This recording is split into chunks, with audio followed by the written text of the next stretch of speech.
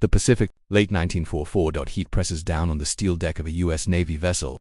The kind of heat that turns every breath into steam and every movement into labor. The ship hums with the low thunder of engines pushing through endless blue. Far on the horizon, faint flashes from distant naval guns flicker like brief storms, reminders that war never sleeps. Inside a quiet compartment below deck, a different sound fills the air. A steady mechanical churn, cold air spilling from steel pipes, a metal drum rotating slowly, thickening a pale mixture into something smooth, sweet, and impossibly out of place in a war zone. Ice cream. A sailor in a sweat-stained uniform wipes his brow, watching the mixture freeze. For a moment he almost forgets the kamikazes, the machine gun drills, the friends buried at sea. Above him, men wait for a rare taste of home, 5 minutes of childhood in a world gone violent. Thousands of miles away, in a dimly lit naval intelligence room in Tokyo, Japanese officers study captured reconnaissance notes. One line stands out, circled in disbelief. The Americans have ships solely for making ice cream, a small detail, yet one that reveals a far larger truth, and this is where the story begins. Before the Pacific became a battleground of steel, fire, and exhaustion, it was already a test of endurance, not just for armies or fleets, but for the human body itself. Heat, humidity, salt-soaked clothing, tropical diseases, and the crushing monotony of endless ocean days, all of it gnawed at American sailors long before a single shot was fired. And in this environment, something as simple as food took on an importance far beyond calories. To understand why ice cream would one day become a U.S. Navy priority, we have to understand what America sent to war in 1941. Not only ships, aircraft, and factories, but a national identity built around comfort, abundance, and a belief that morale was power. Ice cream had been a part of American life for decades. By the early 20th century, it wasn't just a dessert, it was a cultural staple. Each summer, small-town drugstores served it by the scoop. Cities saw the rise of national dairy brands. Families gathered around soda fountains after church. Children saved coins just to taste vanilla on a hot day. It was simple, familiar, and emotionally grounding. And when America entered the war, that sense of normalcy became something the military understood they needed to preserve.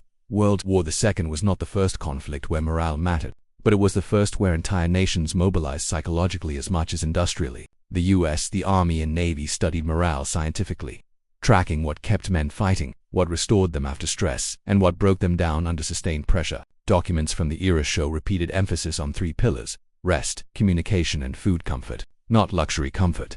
The Pacific theater complicated everything. Unlike Europe, where supply lines moved across land and through rebuilt ports, the Pacific demanded total dependence on naval logistics. Every ship became not just a fighting platform but a floating home, workplace, and refuge. For months at a time, sailors lived on canned meat, powdered eggs, and hard biscuits that crumbled into dust in the tropical heat. Fresh food spoiled before it crossed half the ocean. Refrigeration was limited, rationed, and usually reserved for medical supplies. Morale dropped sharply during early island campaigns. Reports mention men fighting in temperatures surpassing 100 degrees Fahrenheit on coral beaches while eating meals so bland that many forced them down only out of duty. This wasn't just discomfort, it affected combat performance. Heat stroke, dehydration, and psychological fatigue spread quickly, especially among crews operating under high stress during nighttime. Engagements and long stretches of submarine alerts. Commanders took note. The Navy began experimenting with better food distribution. They introduced mobile refrigeration units, improved storage on transports, and tested new ways to provide small comforts that broke up the monotony. Coffee was brewed constantly. Cigarettes became informal currency. Chocolate bars were issued in enormous quantities, though they often melted into unusable sludge. But nothing matched the proper emotional impact of the cold. In a place where everything felt hot air, metal, water, skin cold became a symbol of relief, something to look forward to, something that reminded sailors of home, something that could cut through weeks of tension. This was the psychological groundwork on which the idea of ice cream aboard warships began to form. By 1943, the Navy officially recognized that ice cream was not a luxury but a morale asset. Larger ships like carriers and battleships were equipped with small machines capable of producing limited batches. Destroyers without equipment often pulled alongside supply ships to receive a few tubs. Long lines formed on deck whenever a batch became available, sometimes wrapping around entire sections of the ship. Men remembered these moments with almost surreal clarity. A sailor could face death at dawn and scoop vanilla by sunset. A pilot might return from a dogfight trembling with adrenaline and hold a cup of chocolate minutes later. A Marine, still shaking from a beach landing, might eat his first cold dessert in months while watching the ocean calm itself. These contrasts mattered. They stabilized emotions in a world where everything felt unstable. And as the U.S. pushed deeper through the Marshall Islands, the Marianas, and toward the Philippines, one truth became clearer: logistics, not just weapons, would determine endurance, which leads to the next chapter of this story, where the Navy's evolving supply system collided with America's vast industrial strength. As the Pacific War expanded, the distances stretched into something almost unimaginable. Supply lines ran thousands of miles from California and Hawaii into waters littered with reefs, enemy submarines, and rapid-moving fronts. Every island captured required food, fuel, ammunition, medical care, and spare parts, and all of it had to arrive by sea. The U.S. Navy quickly realized that traditional supply ships alone could not keep pace with the tempo of operations, so America turned to something it possessed in unmatched abundance: industrial power. Factories that once built commercial refrigeration equipment now produced naval-grade cooling systems. Companies that made dairy machinery adapted their designs for tropical deployment. Specialized barges were constructed to hold enormous cold storage units. Repair ships were outfitted with heavy-duty freezers. Even floating dry docks, massive, hollow steel platforms, were redesigned to include refrigerated sections for food transport. No other nation in the war had anything close to this. Japan struggled with shortages by 1943. Basic staples like rice, dried fish, and soybeans often failed to reach frontline units. Refrigeration was minimal, and cold storage was so limited that fresh proteins were nearly impossible to deliver safely over long distances. Luxury foods, even simple desserts, were unheard of. Sailors in the Imperial Japanese Navy lived on strict rations, sometimes reduced to half portions during late war operations. The U.S., meanwhile, kept expanding.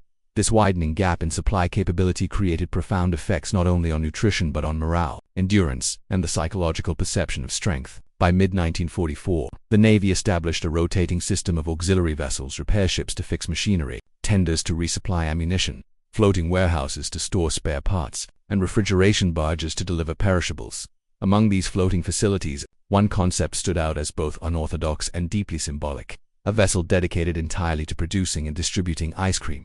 The idea began informally. Crews from smaller destroyers envied the ice cream capability of carriers and battleships. Supply officers reported that morale spiked dramatically whenever cold desserts arrived. Fleet commanders learned that during intense operations, especially the Marianas Campaign, ice cream became one of the most requested comfort items across multiple task forces. By 1945, the Navy authorized the conversion of a concrete barge into what became known, unofficially, as the ice cream barge. It wasn't sleek, it had no engines of its own and had to be towed, but it housed industrial-strength refrigeration units and heavy-duty mixers, capable of producing 10 gallons of ice cream every 7 minutes. With storage for 2,000 gallons at once, it served entire task forces, providing tubs to destroyers, cruisers, carriers, submarines, and landing ships. 2 American sailors. It was a floating miracle. 2 Japanese intelligence officers. It was something far stranger. When reconnaissance reports first mentioned a U.S. barge used exclusively to manufacture ice cream, analysts were divided. Some believed the report was exaggerated. Others insisted it must be a mistranslation. But the more the Pacific War revealed America's logistical scale, from vast oilers to mobile airstrips, the more likely the bizarre note seemed. By late 1944, Japanese commanders understood the truth. If the enemy could afford ships for dessert, then the enemy had resources beyond calculation. This realization wasn't trivial. It carried strategic weight. Japan's officers studied not just the Americans' weapons but their ability to sustain comfort under fire. Every luxury the U.S. provided its sailors, from laundry systems to cinemas to fresh bread, signaled a deeper problem. Japan was fighting a nation that could fight indefinitely. The ice cream barge became a symbol of this imbalance. It represented a war where one side struggled to provide calories, while the other produced morale boosters in industrial quantities.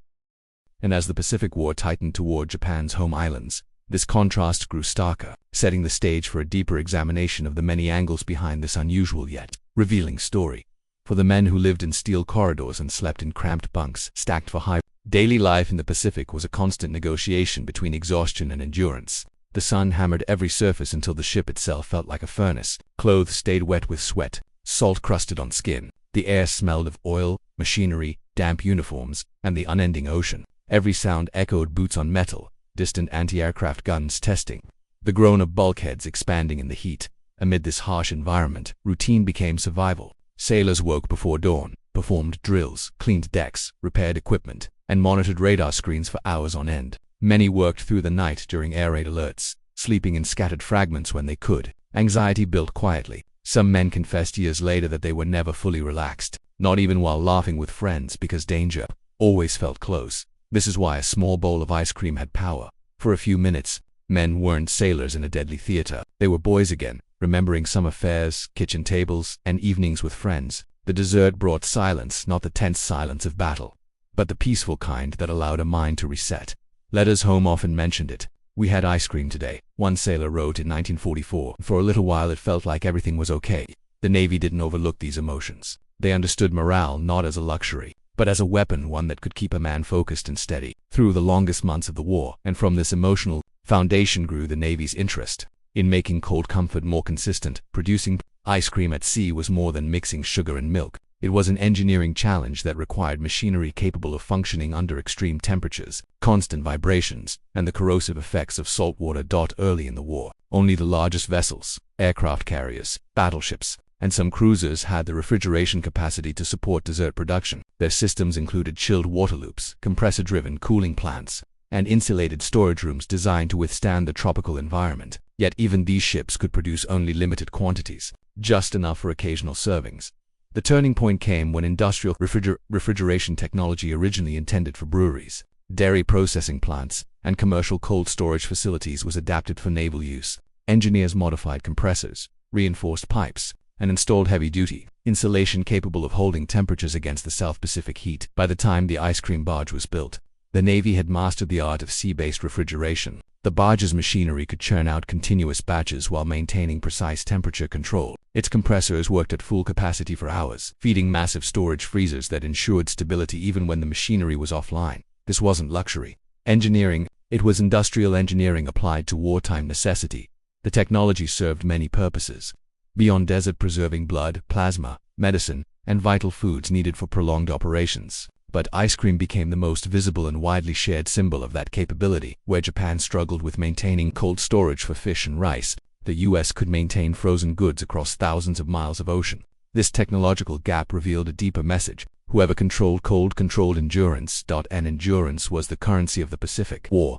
Supplying ice cream in the Pacific required a logistical machine unlike anything the world had seen. The US Navy developed a floating network of supply ships, cargo transports, refrigerated barges, and auxiliary vessels that formed a mobile chain stretching from San Francisco to the front lines. Every link in this chain was intentional. Food, shipped from the West Coast, moved through massive cold storage facilities in Hawaii. From there, refrigerated vessels transported goods to forward bases like Inuit and Guam. The Navy's service squadrons, floating cities of repair ships, depot ships, tenders, and storage barges handled distribution across entire fleets. The brilliance of this system wasn't only its scale but its adaptability. As task forces moved toward the Philippines or Iwo Jima, the supply network moved with them. This meant that even small destroyers, which had no room for freezers or mixers, could pull alongside support ships and receive tubs of ice cream.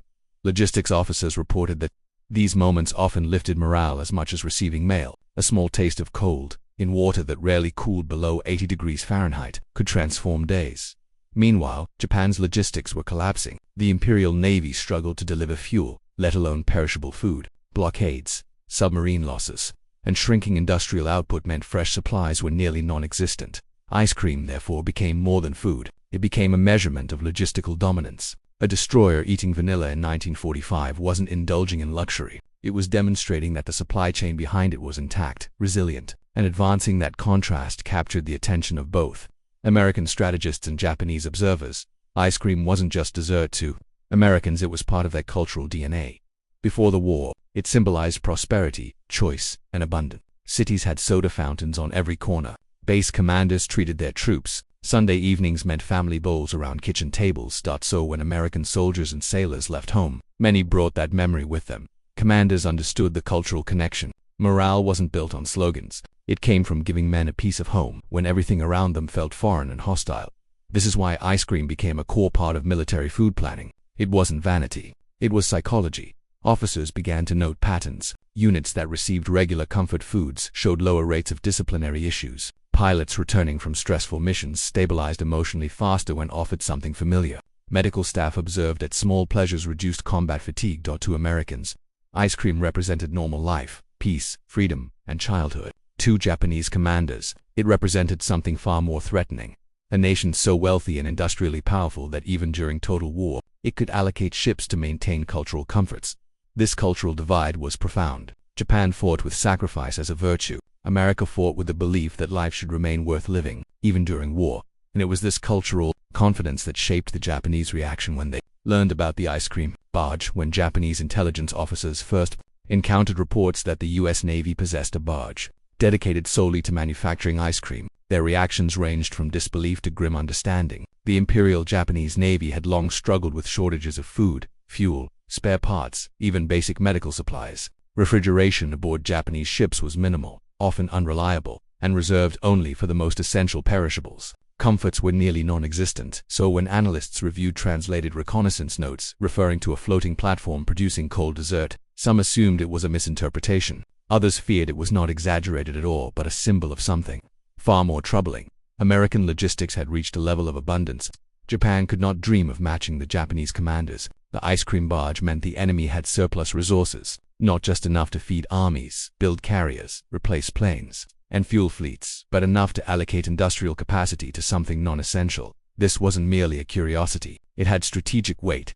If the U.S. could spare refrigeration compressors, engineers, electricity, transport ships, and supply officers for dessert production, then American industry was operating at a scale Japan could not disrupt. No blockade, no submarine campaign, no air raid could realistically starve an enemy who could turn concrete barges into floating dairies for Japan.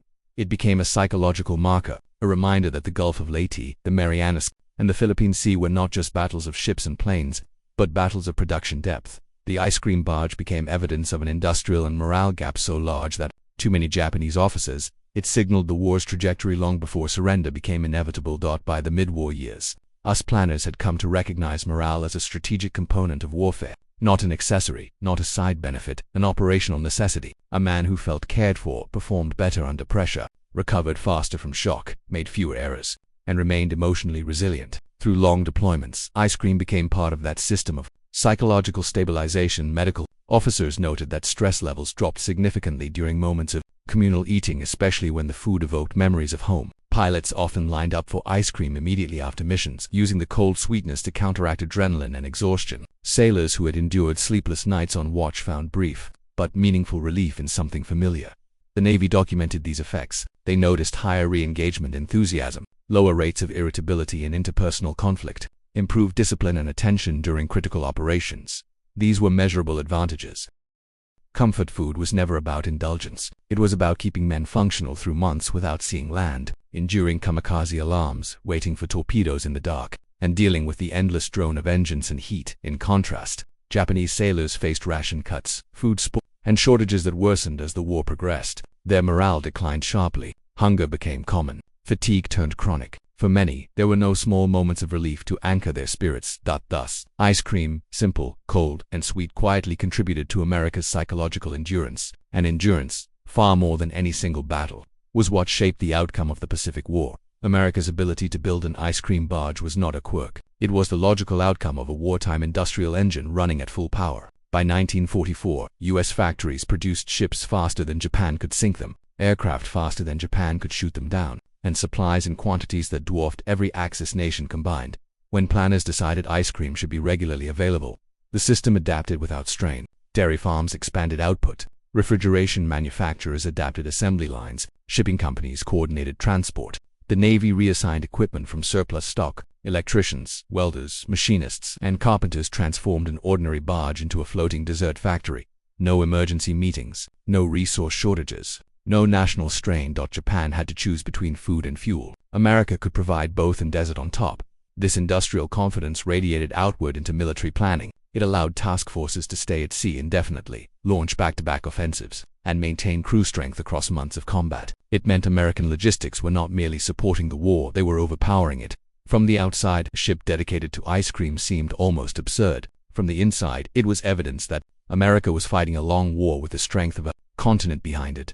And this strength set the stage for the most decisive moments of the late Pacific campaign. By the final year of the Pacific War, the contrast between American abundance and Japanese scarcity had moved beyond symbolism. It had operational consequences. The U.S. The Navy's ability to sustain morale, often through the smallest comforts, began to directly influence performance in the most intense battles of 1944 and 1945. The turning point came during the push toward the Japanese home islands, when American fleets were operating farther from established bases than ever before. Task Force 58 and later Task Force 38 stayed at sea for unprecedented durations, launching repeated strikes against the Marianas, the Philippines, Formosa, Iwo Jima, and Okinawa. These operations required not only firepower but endurance both mechanical and human.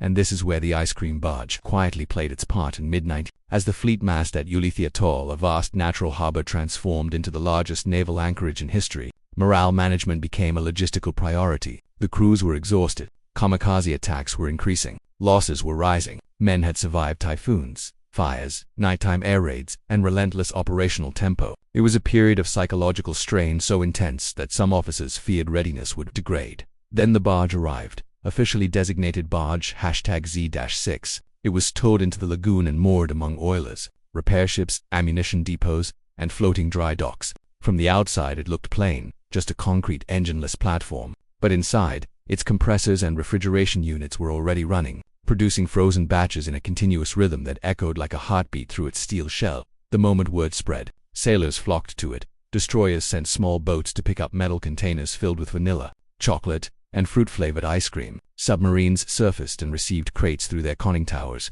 Carrier crews lined up on hangar decks after long flight operations, eating cold dessert while watching aircraft return from strikes over Okinawa. Men called it a blessing, a miracle, and the happiest piece of concrete in the Pacific. But the impact wasn't sentimental alone, it was functional. Commanders soon noticed subtle improvements. Fatigue eased, tempers cooled, the atmosphere aboard ships became more stable. Medical officers recorded lower stress indicators. Pilots recovering from nerve-wracking missions were calmer and more focused on their next assignments. A destroyer division commander even wrote in his report, "The cold desserts distributed this week have restored cheerfulness in the men after a grueling period." American morale was rising at the exact moment Japanese morale was collapsing. In contrast, the Imperial Navy faced catastrophic shortages. Fresh food had nearly disappeared from ships by early 1945. Rations were reduced repeatedly. Many sailors resorted to eating worn-out rice, pickled roots, or whatever could be scrounged in devastated island bases. Refrigeration barely existed. Disease spread more easily when nutrition dropped. Fatigue turned into despair. This imbalance became painfully clear during the late-war Japanese defensive operations. When pilots preparing for kamikaze missions saw American fleets receiving comfort supplies, even ice cream, the psychological weight was immense. Japan's military culture promoted sacrifice, but its soldiers were human. They noticed the disparity. Some later testified that they believed the Americans were fighting a different war altogether. Meanwhile, the U.S. Navy was tightening its grip. In March 1945, when the fleet prepared for the assault on Okinawa, the largest amphibious operation of the Pacific campaign, every support ship at Ulithi worked at full capacity. The oilers fueled the destroyers, ammunition ships reloaded cruisers, repair vessels restored damaged hulls, and the ice cream barge produced cold dessert morning to night. Supplying thousands of gallons a day, it became part of a rhythm. Fuel, ammunition, fresh water, mail, ice cream, not a luxury, an element of endurance. During the brutal first month off Okinawa, kamikaze attacks hit American ships almost daily. Destroyers burned, carriers were punctured and scarred. Crews worked in smoke-filled air, patching holes, fighting fires, operating guns, and performing rescues. Tension was constant. Fear was real. And still, amid this chaos, support ships arrived with their steel tubs of frozen morale. An officer from the USS Missouri recalled a moment after surviving a near-miss kamikaze strike. "We ate ice cream that night. The sweetness steadied us. It reminded us that we were still alive, still human, still moving forward." These were the moments that shaped the climax of this story, because Japan wasn't just surprised that America had ice cream-making ships. They realized what it represented: a nation fighting at full industrial, psychological, and logistical strength. A nation that refused to let war strip away the humanity of its servicemen. And for Japan's commanders, that realization marked a critical turning point. They saw that they were no longer fighting a fleet. They were fighting a system so vast and self-sustaining that even its comforts were industrialized, and that system was about to close in on their homeland. The more the Japanese Navy studied the fragments of American industrial behavior, the clearer the picture became. The U.S., the Navy's ability to produce ice cream on demand was not a luxury. It was a symbol of a nation that could sustain a global war without exhausting its people. Every new piece of evidence reaffirmed the same conclusion. Japan was fighting an enemy whose logistical ceiling was so high that even the Pacific's vast distances seemed to favor the Americans. By late 1944, Japanese officers began quietly sharing internal memos acknowledging a grim truth. The Imperial Navy could not rotate crews effectively, could not keep ships supplied, and could not guarantee basic nutrition at sea. The U.S. meanwhile could maintain morale and performance at a level Japan simply could not match. And for a navy fighting thousands of miles from its shores, morale was inseparable from operational strength. Even captured diaries of Japanese sailors reflected the contrast. One officer taken after the fall of Saipan wrote that his men were collapsing from malnutrition, heat, and exhaustion long before combat began. Meanwhile, interrogators shared harmless anecdotes of how American sailors complained if they didn't get dessert. This wasn't meant to taunt. It was meant to demonstrate how wide the gap had become. Japanese strategists later connected this directly to combat effectiveness. A well-rested, well-fed crew could turn damage control into an art. A malnourished crew simply burned out. A motivated sailor could reload a 5-inch gun in seconds. A starving sailor might faint in the attempt. Morale translated into speed, resilience, initiative, and endurance. In post-war analysis, Japan's naval thinkers realized something almost philosophical. America didn't win because it built better machines. It won because it built a better environment for the human beings operating those machines. And no case illustrated this more clearly than the ice cream barges. Absurd on the surface, devastating once properly understood. By war's end, the U.S. military had distributed millions of gallons of ice cream to troops across the Pacific. It became not just a dessert but a message, a reminder that the nation had their backs, even in the darkest moments of war. Psychologists who studied the Pacific theater later found that small comforts had disproportionate effects on endurance and mental stability. A treat at the right moment could prevent despair, reinforce cohesion, and create a sense of normalcy that helped men withstand unimaginable pressure.